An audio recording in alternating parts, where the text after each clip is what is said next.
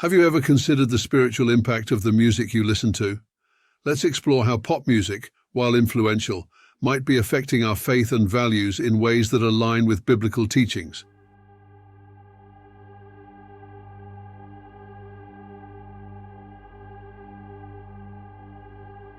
According to the International Federation of the Phonographic Industry, IFPI, pop music is the most popular genre worldwide. A survey found that 64% of respondents from 18 countries listen to it. Organizations like the American Psychological Association, APA, and the IFPI have noted the impact of music on stress and mood. For instance, a study conducted in the United States in 2020 found that participants in waiting rooms who listened to pop songs reported lower stress levels afterward.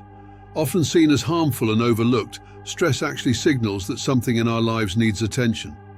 The American Psychological Association acknowledged that listening to empowering songs elevated participants' state of mind by triggering the release of endorphins and dopamine, providing them with a new perspective on their current conflicts.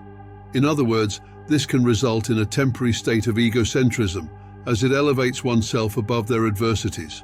Consequently, this shift can reduce empathy towards one's own struggles, as individuals gain a sense of hope, strength, and resilience. Both organizations recognize traits of an inflated sense of self, such as narcissism or overconfidence.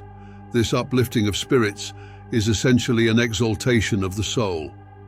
An influential occultist and founder of Thelema, Aleister Crowley, wrote a book called 8 Lectures on Yoga. It was originally published as part of the Equinox, Volume 3, Number 4, in 1939.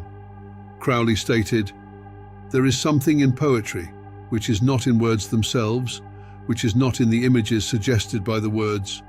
True poetry is itself a magic spell which is key to the ineffable. With music, this thesis is so obvious as hardly needs stating. Music has no expressed intellectual content whatever, and the sole test of music is its power to exalt the soul. It is evident that the composer is himself attempting to express, in sensible form, some such sublimities as are attained by those who practice magic and yoga, as they should."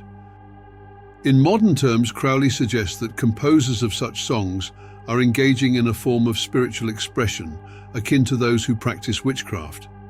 Here we have science showing that narcissism, or a sense of elevated self, is recognized by the American Psychological Association.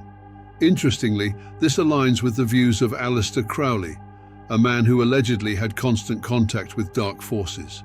It's fascinating and concerning to see how both perspectives agree on the impact of music on our sense of self.